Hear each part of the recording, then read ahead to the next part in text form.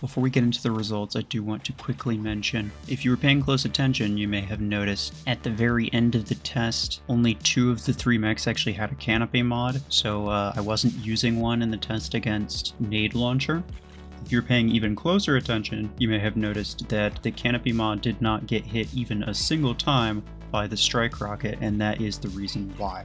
Is because Canopy at that specific range that I chose was entirely negligible to both Nade Launcher and to Strike Rocket. I did run the test of Nade Launcher versus Canopy at that range, but I didn't bother editing it because it would have just taken extra time. It didn't take any damage against Strike Rocket either. The only one that did take damage was against Helix Rack, and even in the case of Helix Rack, it still only took 2 hits to take it down. So it didn't require anything more than the very first surge without any Canopy mod did. And so all of this is basically just to say that Canopy is rather negligible. It may or may not absorb 1 or 2 rockets from each of these weapons, but it absolutely will not be stopping any large percentage of the damage whatsoever. But getting past that, let's look at the results. So 2 things to note. The first one being that Helix Rack took longer to kill almost every single enemy.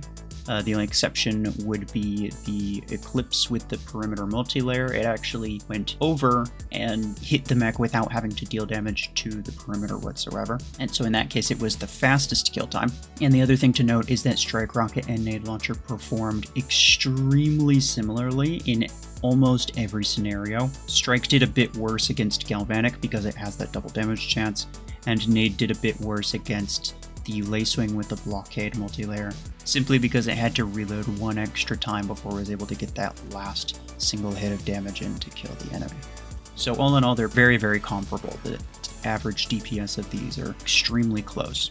But in all 3 cases, I would say that there's very clear trade-offs. The benefit, of course, of Nade Launcher over the other 2 is that you don't need a lock-on. You can use it against stealthed enemies. You can use it as basically a missile weapon just in general. You can utilize the radius better and all that kind of thing.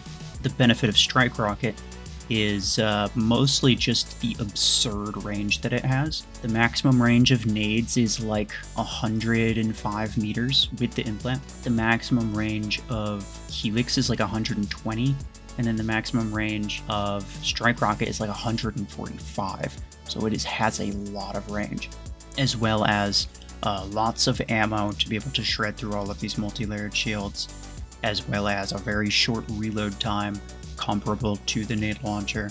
So a lot of good things going for it, but it does require a lock, and it does require quite a bit of time to actually fire all of those missiles off.